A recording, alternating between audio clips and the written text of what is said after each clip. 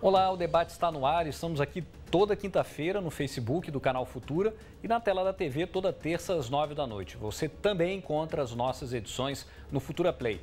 Bom, eficiência é um conceito que tem tudo a ver com desenvolvimento. Usar os recursos disponíveis para obter os melhores e maiores resultados. Essa lógica vale inclusive quando o assunto é energia. Mas o debate lança a pergunta: será que estamos consumindo a energia que produzimos da maneira mais eficiente possível?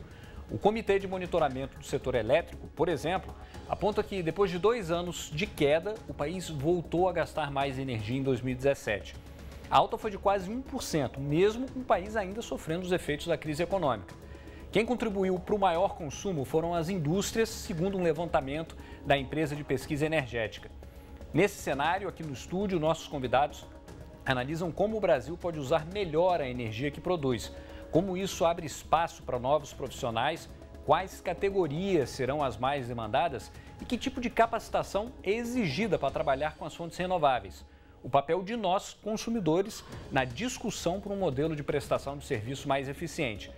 Para começar, vamos ver como essas questões também têm a ver com um momento decisivo para o planeta. O mundo encara um momento crítico para conter as mudanças climáticas.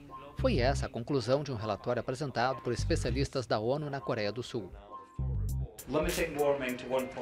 Limitar o aquecimento a 1,5 graus Celsius quer dizer fazer mudanças sem precedentes. São necessárias profundas reduções de emissões em todos os setores, o uso de muitas tecnologias diferentes, mudanças de comportamento e um aumento significativo em opções de baixo carbono. Cientistas advertiram que, se as temperaturas mundiais superarem em 1,5 graus Celsius os níveis pré-industriais, o planeta poderia enfrentar ondas de calor, extinções de espécies e o degelo das calotas polares. De acordo com o relatório, se o aquecimento continuar crescendo no ritmo atual por culpa das emissões de gases do efeito estufa, o aumento de 1,5 graus será alcançado entre 2030 e 2052. Os especialistas destacam que as emissões de CO2 devem cair em 45% até 2030 para limitar o aquecimento. Para eles, o mundo precisa alcançar em 2050 uma neutralidade de carbono, ou seja, deixar de emitir mais dióxido de carbono do que a quantidade retirada da atmosfera. Cientistas insistem no setor de energia, já que o carvão, o gás e o petróleo são responsáveis por 3/4 das emissões.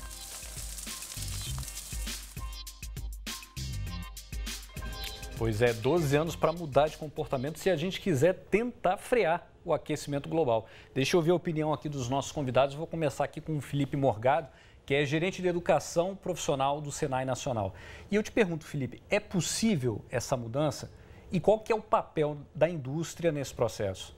É muito importante a conscientização que é importante a mudança, né? É importante as pessoas estarem qualificadas para essa mudança, a indústria estar preparada para essa mudança e utilizar uma série de eventos e de fatores, o governo promover políticas que ajudem para essa mudança para que a gente possa avançar ainda mais. É um tempo bem curto, né? 12 anos para pensar, passa rápido, né?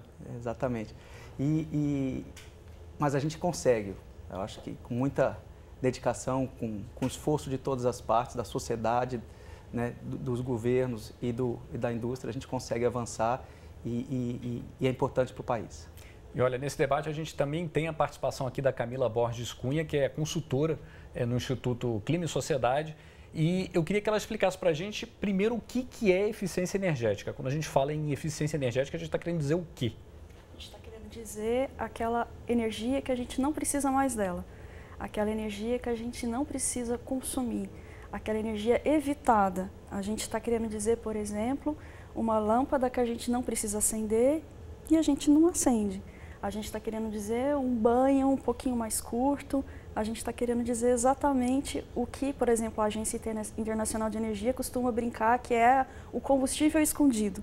Mas é exatamente aquela economia que traz benefícios ambientais, que traz benefícios sociais, que traz benefícios econômicos e assim por diante. Agora, obviamente, quando a gente pensa nesse relatório que foi divulgado da ONU, desse que dá esse período muito curto, esse conceito, essa lógica de uma eficiência energética, ela tem um peso grande, né? Muito. O Brasil talvez seja um dos poucos países que tem condições plenas de trazer e contribuir para essa transição, para essa transformação necessária.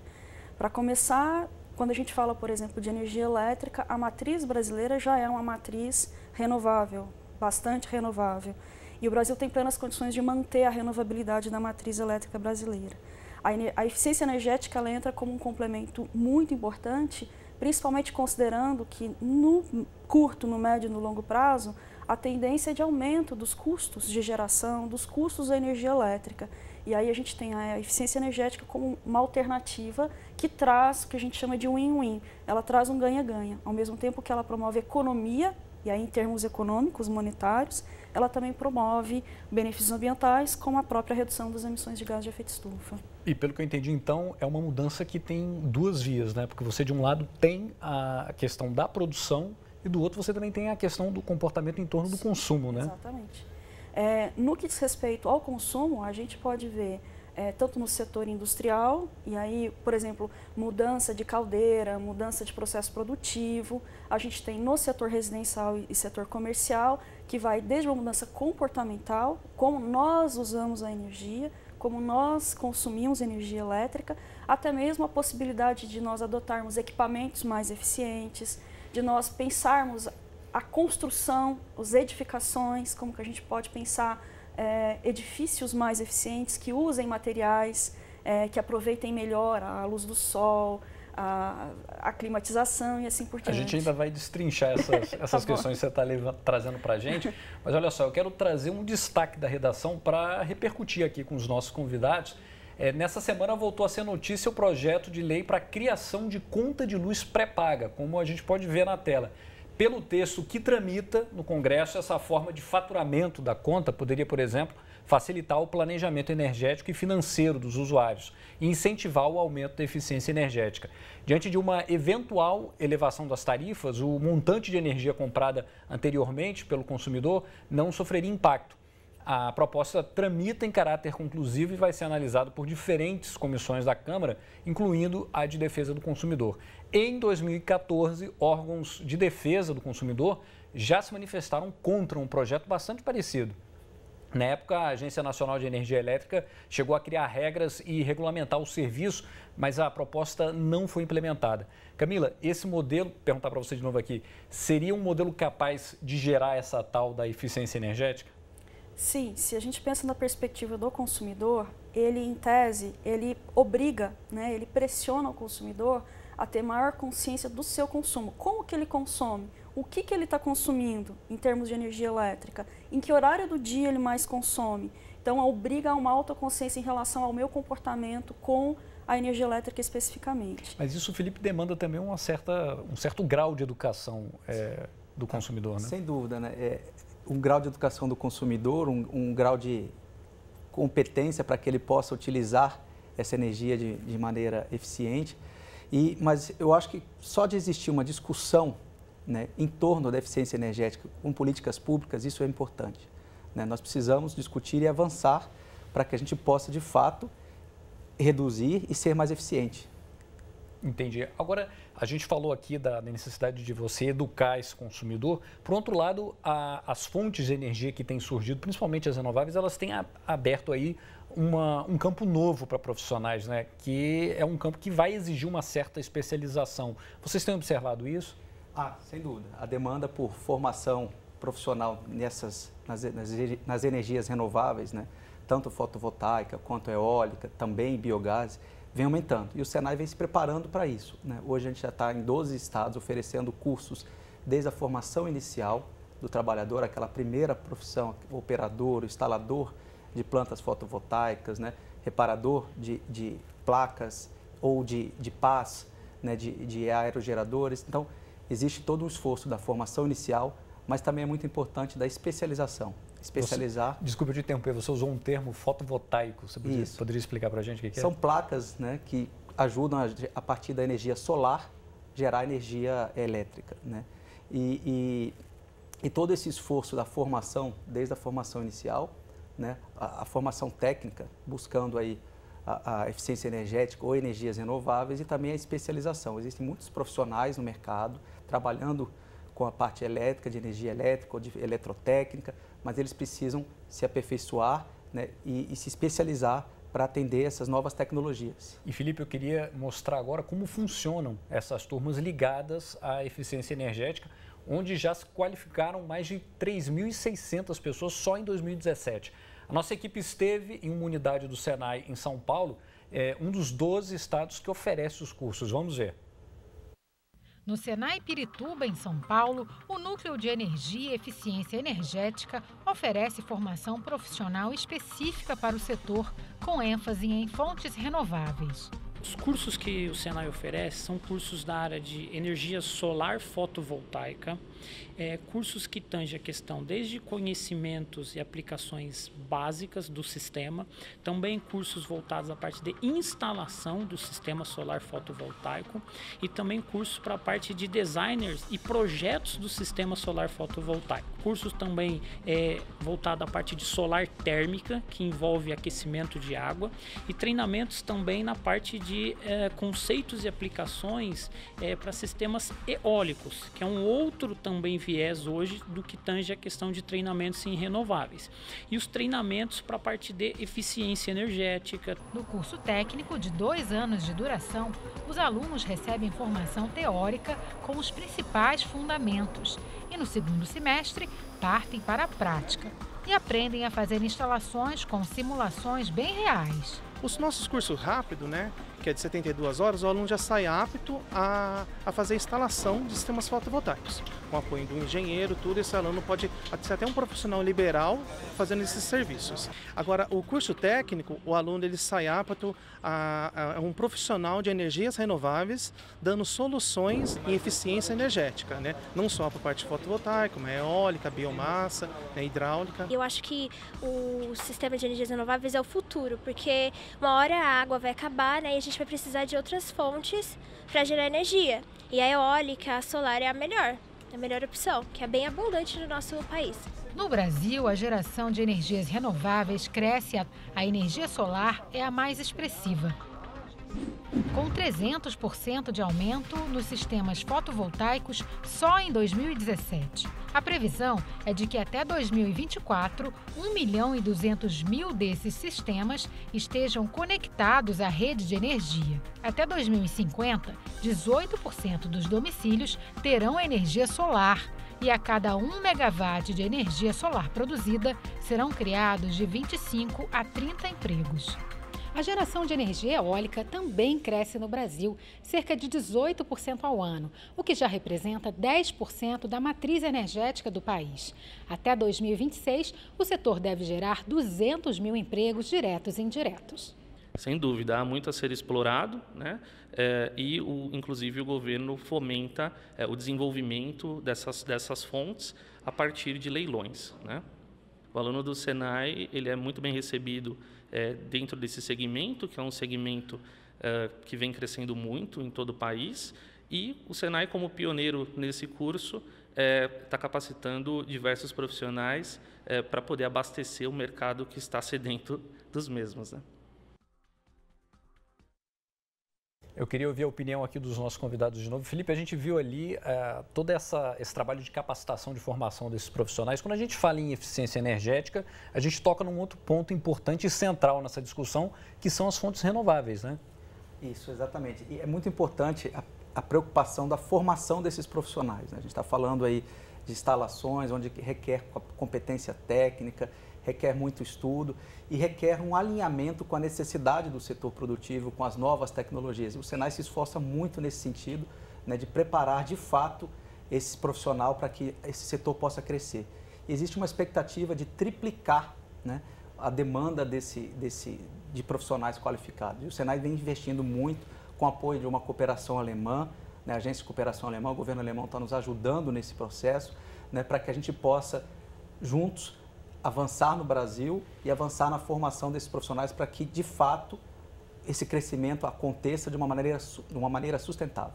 Pois é, mas agora eu pergunto aqui para a Camila, o Brasil ele já entende quais são essas energias renováveis que ele tem, digamos assim, por vocação, e na sua avaliação existe hoje um investimento consistente nessa direção, no sentido de desenvolver essas fontes? Sim, como eu disse, o Brasil é um dos poucos países do mundo apto a ter praticamente 100% de fontes renováveis na sua matriz elétrica. Ele já é, historicamente, um dos países que mais é renovável, muito em função da hidroeletricidade, mas tanto a eólica quanto a solar têm crescido a números muito progressivos nos últimos anos. A eólica, em 2009, praticamente era 0%, muito pouco por cento da matriz elétrica brasileira. Hoje ela já está quase 10%, chegando a muito mais, uma perspectiva de chegar a mais de 20% num horizonte aí de 10 anos, por exemplo. A gente tem a energia solar fotovoltaica também crescendo, mas muito na modalidade que o Felipe colocou, que a gente chama de geração distribuída, ou seja, os painéis que a gente coloca nos telhados das casas, dos grandes comércios e assim por diante. Esse tipo de geração solar é o que mais tem crescido no Brasil. O Nordeste se destaca, né? O Nordeste se destaca... Tanto na eólica quanto na... Nos dois. Na solar. A eólica se destaca, o maior potencial existente no Brasil está na costa nordeste do Brasil e com a qualidade de ventos muito melhor do que praticamente todos os países. A qualidade do vento brasileiro ela é muito boa, porque ela é mais uniforme, digamos assim, não tem grandes disparidades de vento. E no caso da energia solar, você tem quase que o interior inteiro. Você pega o interior da Bahia, do Nordeste como um todo, Minas Gerais. Então, você tem uma disponibilidade de radiação que é superior a praticamente muitos países que hoje a solar já é bastante representativa. E olha só, ainda falando em capacitação profissional e geração de conhecimento, eu quero trazer mais um convidado para a nossa conversa, que é o professor Carlos Alberto Labate. Bem-vindo ao debate e o senhor coordena um programa integrado de doutorado em bioenergia, que é oferecido em parceria por meio de uma cooperação entre as 3 universidades estaduais de São Paulo, a USP, a Unicamp e a Unesp. E eu queria saber como é que funciona essa iniciativa. Essa iniciativa ela já tem cerca de 5 anos e o que nós fazemos é selecionar alunos para doutorado, tanto brasileiros como estrangeiros. Hoje nós temos alunos da África, da Europa, da Rússia, Portugal, Espanha, vários países, América Latina, e também alunos brasileiros, não é, que têm interesse em desenvolver projetos na área de bioenergia, quer dizer, a energia gerada a partir da biomassa. Não é? Pode falar. Não, pode prosseguir.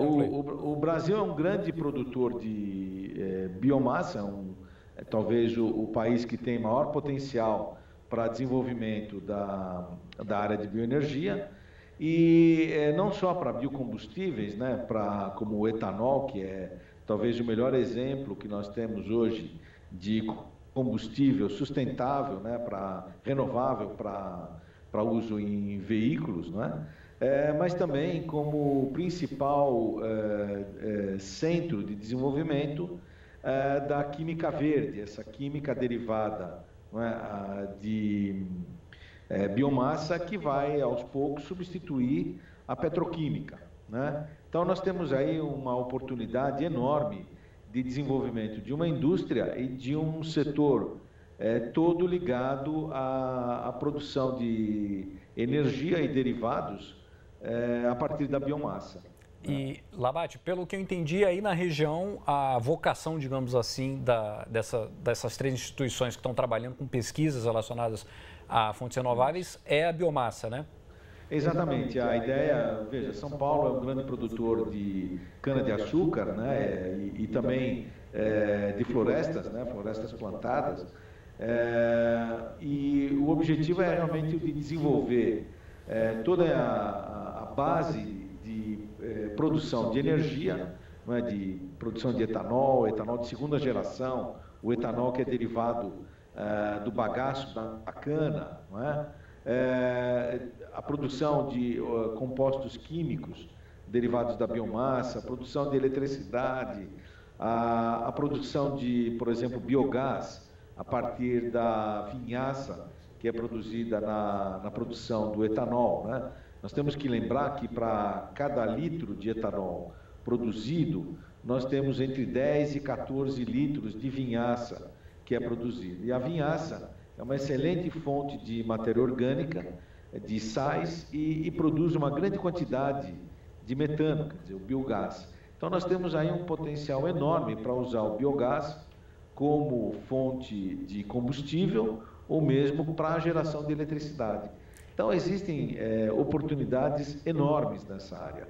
E o Brasil tem que ser uma liderança, né? Correto. E Labate, considerando isso que você falou, que o Brasil precisa ser uma liderança nessa área, os investimentos, os estudos que são feitos, especialmente aí nessa área com biomassa, que profissionais têm sido atraídos para esse setor na sua avaliação? Olha, nós temos profissionais das mais diferentes áreas. Você tem agrônomos, você tem engenheiros químicos, nós temos economistas. O curso é bastante eclético. Você pode ter pessoas interessadas em advogados, por exemplo, ou pessoas das áreas humanas interessadas em desenvolver pesquisas, por exemplo, sobre o impacto dessas tecnologias para a sociedade, ou então a questão de sustentabilidade, a produção agrícola. Enfim, você tem uma abrangência enorme, porque, na verdade, o que nós estamos criando é uma nova economia. A ideia da bioeconomia, a economia baseada nos derivados da biomassa, ela envolve os mais diferentes setores. Então, você pode ter pessoas até interessadas nas questões de diplomacia, relações internacionais, mercados, enfim. É bem amplo, né? É bem amplo, bem amplo. Eu quero trazer essa questão aqui para o estúdio, Labate, só um instante. O Felipe, o Senai, ele também tem uma pós-graduação nessa área de energias renováveis, né? Isso, a gente também na parte de biomassa também, na parte principalmente de biogás, a gente está desenvolvendo novos cursos, exigiu uma formação dos docentes, recentemente concluída, com apoio também de indústrias alemãs, para que a gente, com apoio também da Associação Brasileira, né, de Biogás. Então tem todo um esforço do Senai, tanto na formação de profissionais para esse setor, quanto também na pesquisa aplicada. Nós temos um Instituto de Inovação de Biomassa no Mato Grosso do Sul, né, buscando a utilização, desenvolver pesquisa aplicada para a indústria, para que ela possa também se desenvolver no Brasil com as suas características e se destacar aí no mundo.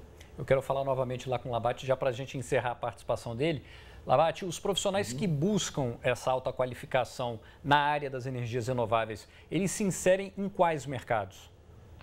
Olha, você tem vários mercados, desde a parte de engenheiros na área industrial, na área de comércio, na área de pesquisa básica, por exemplo, desenvolvimento de novas tecnologias. Quer dizer, você tem um espectro muito amplo na área química, né, desenvolvimento de produtos químicos a partir da biomassa.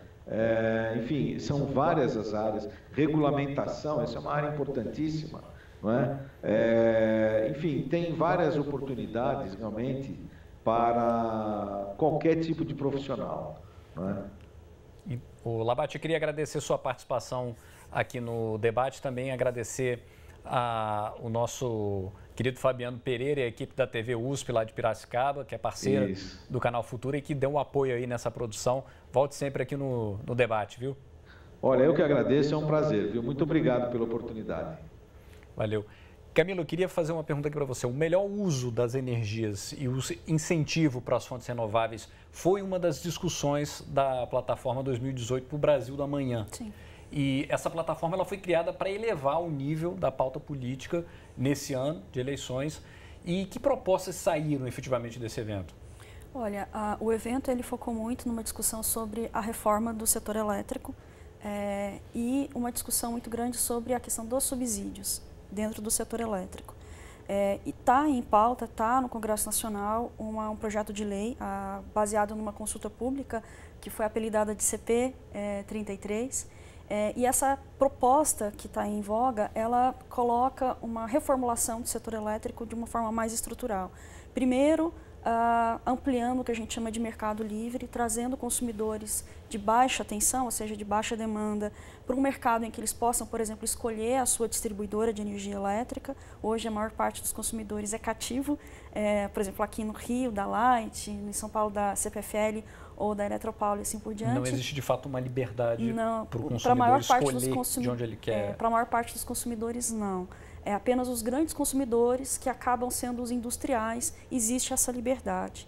Um outro ponto que a proposta traz, e é o que na nossa perspectiva é bastante inovador, é uma melhor qualificação das diferentes fontes de energia, o que a gente chama de atributos. Você enxergar, por exemplo, na eólica, o que ela traz de benefícios em termos ambientais, econômicos, etc., assim como você enxerga na solar, assim como você enxerga na termoeletricidade fóssil, seja gás natural, a carvão e assim por diante. A gente qualificar melhor as fontes para que tenhamos melhores condições de, no planejamento, definir qual o portfólio, né, que cesta de opções a gente tem de melhor para o país como um todo. E para os próprios consumidores é importante ter essa clareza também. Sem né? dúvida. A gente precisa entender isso. Nós temos o site do Brasil da Manhã e a gente vai até mostrar a plataforma. Nessa plataforma a gente consegue ver esses conteúdos mais elaborados ali, né? Sim, sim. Ali acho que você consegue acessar as próprias entrevistas, né? As próprias palestras. Tá ali o endereço, brasilamanhã.org.br. E aqui a gente então encontra toda essa discussão que aconteceu, ela está registrada ali, o internauta consegue acessar esse conteúdo ali, né? Com certeza. Muito bem. Olha só, a gente vai ver a história de um professor agora que também buscou conhecimento e, unindo o que ele já sabia, criou o próprio sistema para gerar eletricidade. Numa área protegida no meio da Amazônia, painéis solares auxiliam atividades na sala de aula e permitem o uso de impressora, de televisão e no preparo de alimentos.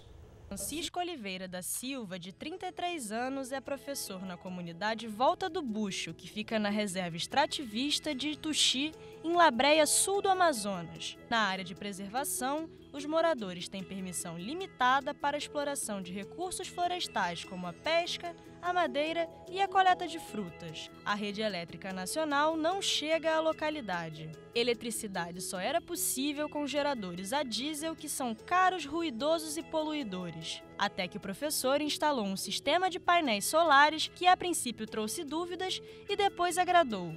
E no momento que eu comecei a instalar elas, eles me chamavam de doido, que eu era perturbado, isso aí não dava certo.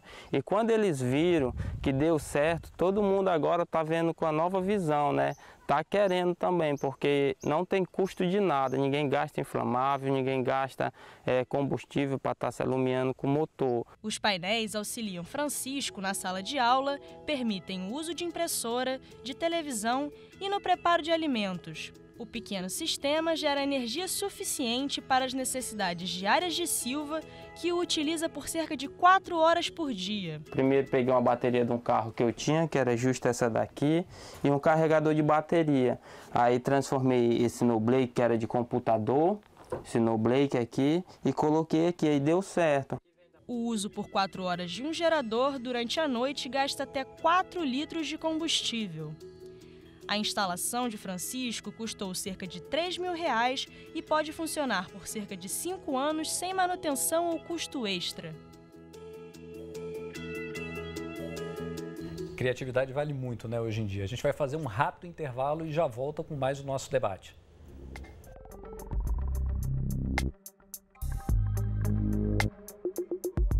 O debate está de volta e aqui no estúdio nossos convidados continuam analisando o melhor uso das fontes de energia e como elas impactam no desenvolvimento do país.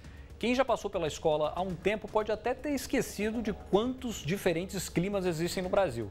Não é para menos. Ao todo são 7, entre equatorial, tropical e semiárido, só para citar alguns. Com tantas diferenças geográficas e uma extensão territorial equivalente a um continente, as temperaturas e as sensações térmicas variam muito.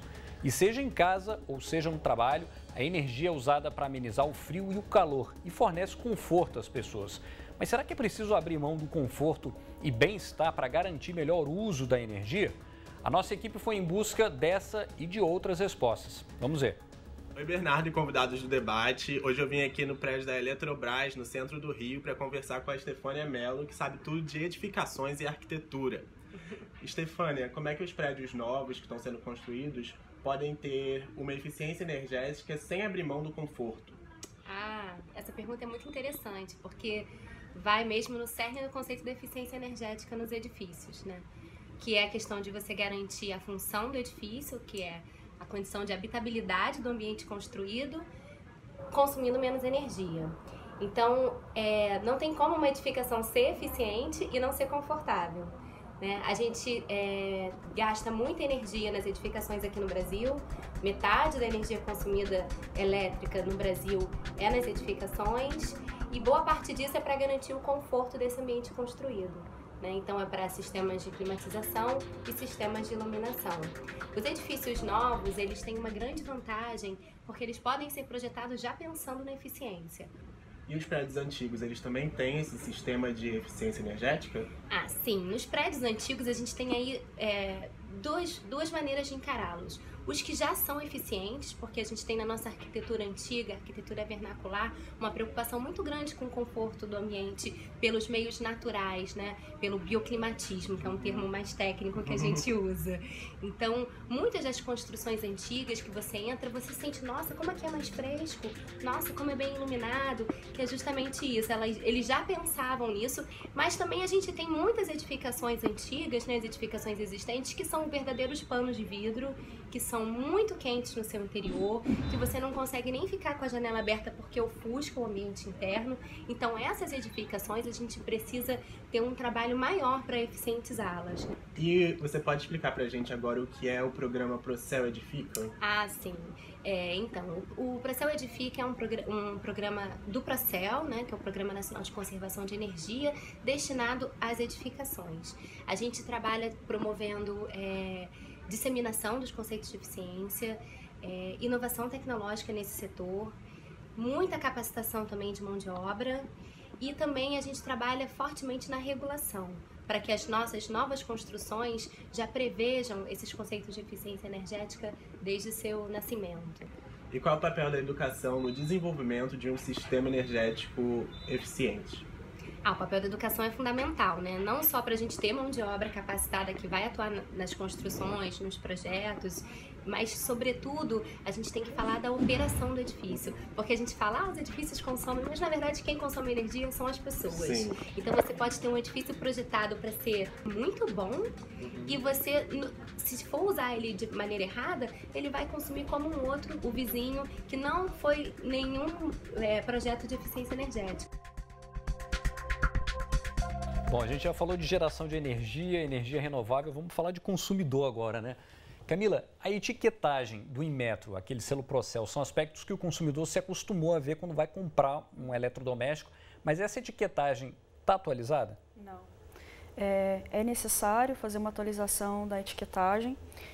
Você tem mais ou menos, para dar uma ideia, para refrigeradores, para geladeiras, por exemplo, a última atualização foi em 2006, ou seja, a gente tem aí mais de 10 anos sem ter essa atualização. Mas, ao mesmo tempo, a própria indústria avançou muito em tecnologias mais eficientes. Então, você tem hoje o que a gente chama de nível A, o mais eficiente, uma variedade muito grande de equipamentos, né? Então, desde equipamentos que não são tão mais eficientes assim, na perspectiva do que tem no mercado, e equipamentos muito eficientes. Então, o consumidor, na verdade, ele está olhando o nível A, porque é o que ele conhece, o nível A é o mais eficiente aos olhos do consumidor, mas ele tem uma diversidade que não está, de certa forma, forçando, incentivando a ele optar pelos mais eficientes. No setor de ar-condicionado, a última revisão, se não me falha a memória, foi em 2011, 2013. E ainda assim, com pequenas mudanças em relação a normas mais antigas. Então, a gente sabe que precisa avançar para que o consumidor tenha melhor, né, seja melhor informado em relação ao que ele está adquirindo. E, Felipe, essas etiquetagens, elas também orientam os profissionais que trabalham no setor? A gente utiliza todas as regulações, todos os manuais técnicos e toda essa etiquetagem para que os profissionais formados pelo Senai eles saiam preparados para o mercado, né? E o uso da tecnologia, o uso intensivo de tecnologias, isso vem fazendo com que também isso vá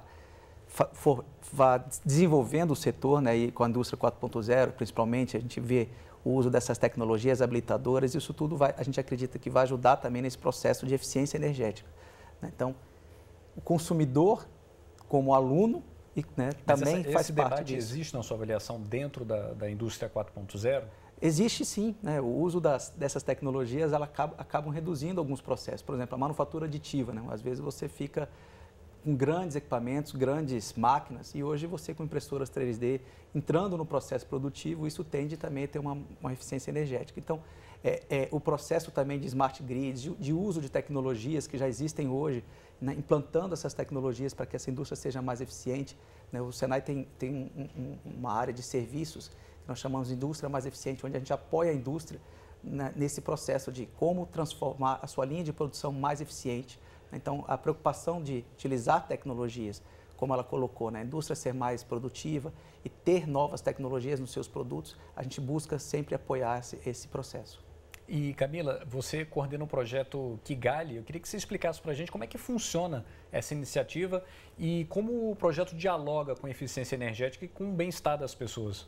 Sim, o projeto Kigali, ele toma como ponto de partida a emenda de Kigali, que foi aprovada em 2016 no âmbito do Protocolo de Montreal, e basicamente o que essa emenda propõe é um cronograma de redução dos HFCs. Os HFCs são os fluidos refrigerantes usados principalmente no setor de ar-condicionado e também de geladeira. O projeto em si, ele mira o ar-condicionado. Por quê? Cada vez mais o ar-condicionado tem sido apontado como um item de principal demanda no horário de pico de carga, 3 da tarde, 2 da tarde, em que o calor, em função inclusive das mudanças climáticas, aumenta muito e seja onde você estiver, você vai ligar o ar-condicionado. O que é importante, porque o ar-condicionado há muito tempo deixou de ser um item de luxo e passou a ser um item necessário para o bem-estar, necessário para a saúde, inclusive. E aí o que a gente propõe? A gente propõe melhorar a eficiência do ar-condicionado para que ele possa continuar sendo adequadamente usado e com os benefícios da eficiência energética, né? Mas qual que é o nível de eficiência hoje médio aí dos aparelhos de ar-condicionado? Mais ou menos, o que a gente pode dizer é que a maior parte dos equipamentos de ar-condicionado hoje no Brasil, elas são nível A da etiquetagem. Então, elas estão aí entre 3,23 em termos de eficiência energética. De coeficiente de eficiência energética é o que a gente fala. É um nível, comparativamente a outros países, um pouco menor, mas é um nível, comparativamente ao mercado brasileiro, em que você tem uma eficiência. E como é que você vê o papel do consumidor nesse processo de cobrar essa maior eficiência dos aparelhos? Ele é importantíssimo. O consumidor, eu brinco que ele é corresponsável. Ele não é vítima, ele é corresponsável porque é ele que, primeiramente, vai na loja e checa a etiquetagem, checa o selo Procel. Ele, quando faz isso, ele está optando por um equipamento que talvez seja mais barato hoje, mas que ele vai pagar ao longo dos anos muito mais caro na conta dele de energia elétrica. Então, ele ter essa responsabilidade por fazer essa conta. Sempre optar por equipamentos mais eficientes, porque ele vai ter ganhos na economia de energia dele. Um outro ponto que o consumidor também é responsável é, falando, por exemplo, de ar-condicionado, como que eu instalo o meu equipamento? Eu tenho que sempre contratar pessoas e serviços capacitados para isso, porque eu posso ter um equipamento super eficiente, mas se eu o instalo com uma capacidade, às vezes menor ou muito maior do que a minha necessidade daquele espaço, não adianta nada.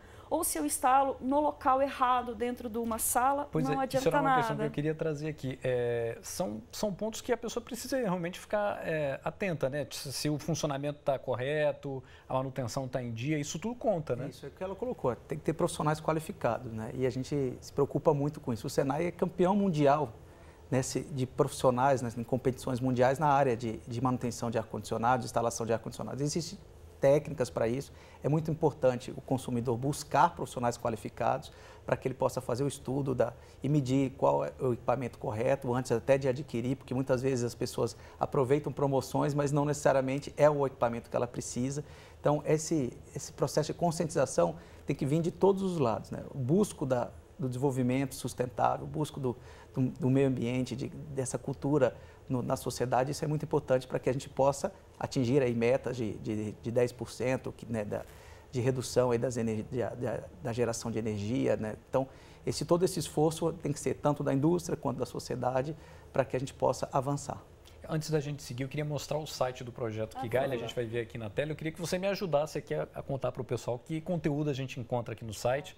O site ele é um site mais institucional, então ele está explicando um pouco a importância do ar-condicionado como um item para a saúde, mas também uma tendência de aumento do uso do ar-condicionado nos horários de pico, com impactos nas emissões de gás de efeito estufa e também no aumento do consumo da tarifa de energia.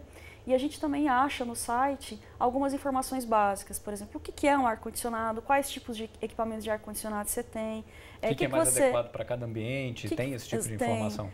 O que você pode ter em perguntas e respostas, o que influencia o uso de um ar-condicionado, que outras medidas você pode pensar para além da eficiência do equipamento, então pensar como o Procel edifica, como você pode pensar uma boa construção, em que você tem árvores na sua janela e assim por diante. Então, o site traz algumas dessas informações. Muito bem.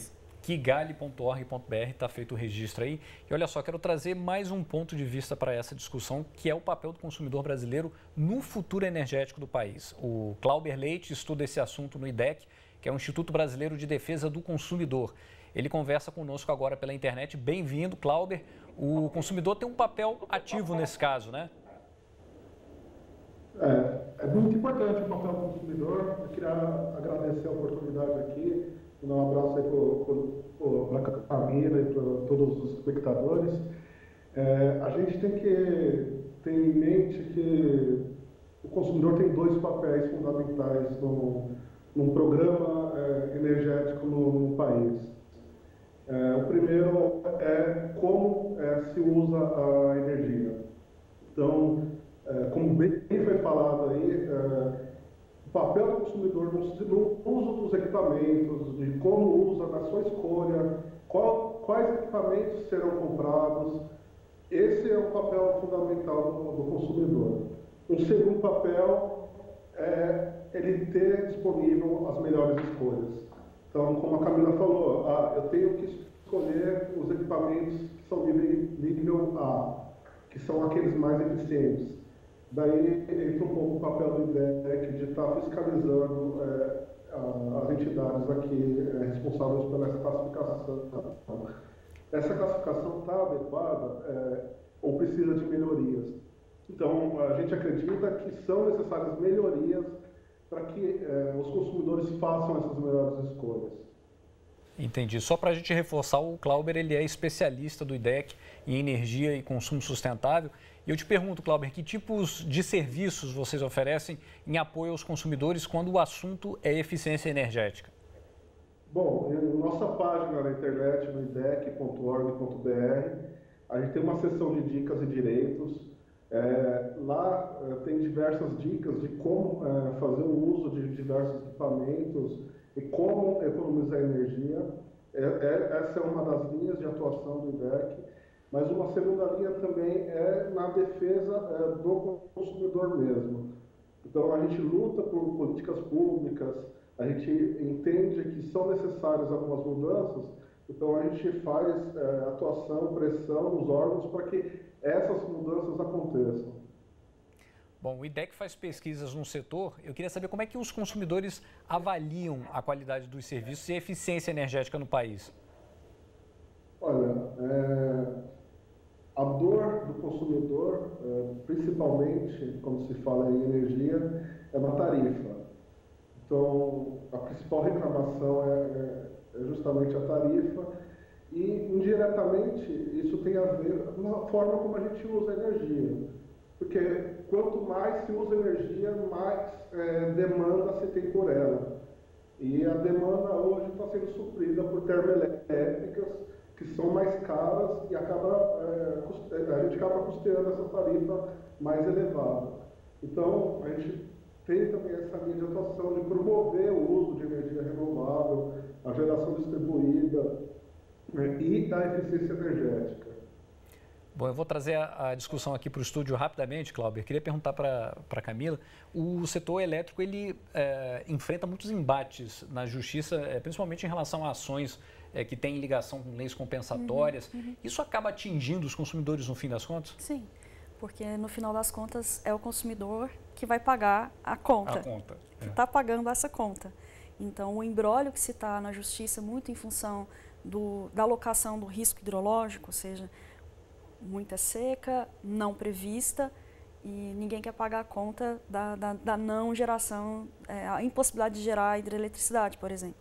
Então, em função disso, tem bilhões bloqueados na justiça, enquanto esses bilhões não são desbloqueados, o consumidor está pagando essa conta e, independentemente, vai continuar a pagar. E, Felipe, a indústria está pagando essa conta também? Acho que todo mundo paga essa conta, né? E é por isso que é importante incentivar novas maneiras de geração de energia. E em maneiras como energia eólica, como energia solar, utilizar isso e ampliar a utilização disso, estimular também a geração distribuída, né, na sociedade para que a gente possa avançar, né? E o Senai está preparado para formar esses profissionais o mais rápido possível e informar a todos que hoje, a cada 10 alunos que fazem esses cursos, 7 já saem empregados, ou seja, tem uma empregabilidade muito boa no momento de crise que o país está vivendo. Então, esse setor está empregando, é importante formar esses trabalhadores para que eles possam ajudar a reduzir o papel de toda a sociedade na redução desse custo aí, desse preço que está sendo incorporado. Eu vou passar a bola lá para o Clauber de novo. Para a gente encerrar, Clauber, como é que o IDEC ele pretende seguir contribuindo para a maior eficiência no setor e como essa lógica deve impactar a vida dos consumidores daqui para frente? Uma coisa que eu queria pontuar antes dessa fala, o Brasil ele é signatário de diversos acordos internacionais. O Acordo de Paris e principalmente também a Agenda 2030, os Objetivos do Desenvolvimento Sustentável. E particularmente o ODS 7, ele fala sobre energia renovável e aumento de eficiência. Uma outra questão que também é tratada no ODS 7 é o reconhecimento da energia elétrica como um bem essencial, que deve ser disposto a todos. E aqui o próprio Código de Defesa do Consumidor também reconhece a energia elétrica como um serviço essencial. Eu digo isso porque eu vi no início do programa foi debatido sobre a questão do pré-pagamento de energia. Em algumas situações, o pré-pagamento pode ser benéfico, mas enquanto algo do consumidor, a gente entende que esse pré-pagamento que foi proposto, ele não contemplava essa essencialidade do serviço de energia elétrica, onde consumidores mais pobres, aqueles mais vulneráveis, ficariam sujeitos ao corte imediato da energia assim que acabasse a conta. Fazendo um paralelo com, por exemplo, um telefone pré-pago, acabou os créditos, você não faz mais ligação, mas você continua recebendo ligação. Da energia, não. Você acabou os créditos, um consumidor de baixa renda vai ter cortado a sua energia, ele não vai ser considerado inadimplente, mas o básico ali para manter um chuveiro, uma geladeira e acender uma luz, ele não vai ter. Por isso, o IDEC e outras entidades de defesa do consumidor foi contra essa proposta, que ela estava direcionada a essa baixa renda. Cláudio, e a gente luta...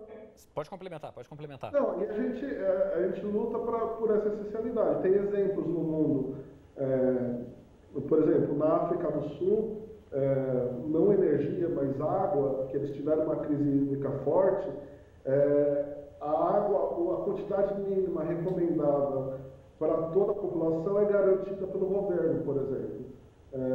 A gente poderia pensar uma coisa semelhante para a energia aqui no Brasil. Tá certo. Clauber, eu queria agradecer sua participação aqui no debate. Volte sempre com mais análise aqui para a gente, tá joia? Sim, à disposição, sempre que precisar, nós estamos aí. Maravilha. A gente vai dar uma olhada rapidamente no site aqui do IDEC, que é o Instituto de Defesa ao Consumidor. A gente lá também tem bastante conteúdo relacionado aí a todo esse acompanhamento que o consumidor deve fazer também, né, no sentido de buscar essa eficiência no consumo deles. O Clauber trouxe alguns elementos comparando o Brasil com o que acontece na África do Sul. Como é que vocês avaliam em relação a outros países? O Brasil ele tem avançado mais ou menos no sentido dessa eficiência? Tem alguns estudos que apontam uma eficientização maior no mundo como um todo. Então, no mundo como um todo, tem havido muitos avanços em eficiência energética aí, tanto no que diz respeito ao setor elétrico, quanto nos outros setores também. Tem um dado que mostra que nos últimos anos o Brasil manteve o que a gente chama de intensidade energética, a mesma quantidade de energia para gerar, a mesma quantidade de riqueza, né? Então a energia por PIB. E o Brasil, nos últimos anos, foi um dos únicos países avaliados, por exemplo, pela Agência Internacional de Energia, cuja intensidade energética não reduziu, ou seja, você tem no Brasil uma manutenção de níveis de intensidade energética que levam, né, à conclusão de que a gente está cada vez mais consumindo mais energia elétrica ou energia como um todo para a mesma riqueza gerada. Então a gente não está saindo do lugar. Isso é negativo por quê? Porque é uma questão econômica, né? É como se a gente não tivesse sabendo adequadamente aproveitar a energia para gerar mais produtividade, para gerar mais riqueza. Pois é, porque os reflexos da crise ainda estão aí. Sim. No entanto, a gente percebe que a energia continua cara e a gente percebe que o consumo aumentou também, né? Eu queria ouvir do Felipe uma avaliação rápida também, Felipe, em relação a outros países, a formação, a capacitação dos profissionais que trabalham com fontes renováveis, que estão pensando dentro dessa lógica de consumo, de mais eficiente. Como é que você compara o Brasil a outros países? No sentido de formação desses profissionais, das tecnologias, a gente está bem, né? A gente participa aí de avaliações internacionais, né? E a cada dia que passa, essas avaliações vão incorporando profissionais que trabalham com isso. E o Senai e o Brasil, né, vem se destacando nisso.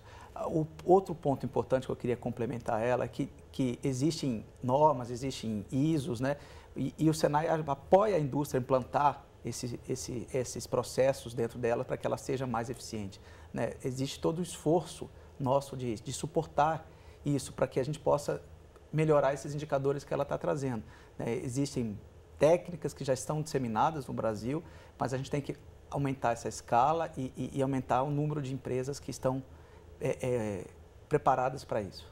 Olha só, a gente vai mostrar agora uma ferramenta que ajuda a entender os benefícios e o tanto que a gente economiza com o uso da energia solar. A calculadora fotovoltaica é uma iniciativa do WWF Brasil e o Ricardo Fuji, analista de conservação da organização, explica melhor para a gente como funciona esse serviço gratuito. A partir do consumo mensal e tarifa de energia é possível calcular quanto custa um sistema solar fotovoltaico, a área ocupada por ele no telhado e a economia na fatura de energia. Para uma família de 4 pessoas, um sistema solar fotovoltaico custa cerca de R$14 mil e economiza todo ano R$2.000 na tarifa de energia. A calculadora também simula o retorno financeiro com esse investimento. Como o sistema solar se paga entre 5 e 7 anos e dura mais de 25 anos, o retorno financeiro é muito positivo, superando fácil 20% ao ano. Esse retorno é muito maior do que o investimento feito na poupança ou num CDB. Eu volto a falar aqui com o Felipe. Felipe, muitas pessoas têm a ideia, a impressão de que um sistema como esse é uma coisa impagável, né? Que você não consegue pagar. Mas a tendência é que esses valores diminuam ao longo do tempo, né? A tecnologia vem evoluindo, né? Quanto maior for a produção desses equipamentos, né, faz com que esse custo venha caindo, né? Quanto também a utilização em leilões, o estímulo à utilização dessas fontes de energias renováveis, isso tudo vai fazendo com que esses equipamentos fiquem mais baratos, né, e fiquem mais acessíveis ao consumidor, né?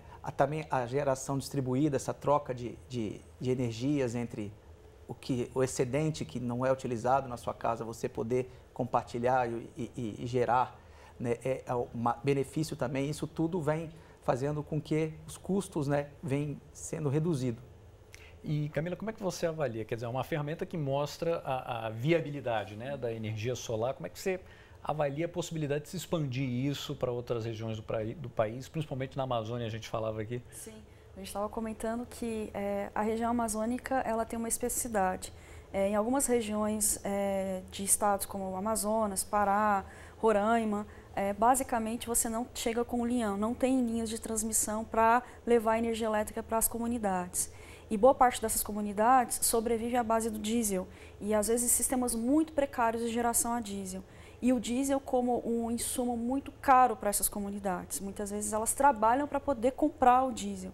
E aí o que a gente percebe é que a possibilidade de a solar fotovoltaica, ela traz, por ser modular, ou seja, ela é possível de você instalar em pequenas instalações, ela consegue trazer uma maior independência energética para essas comunidades.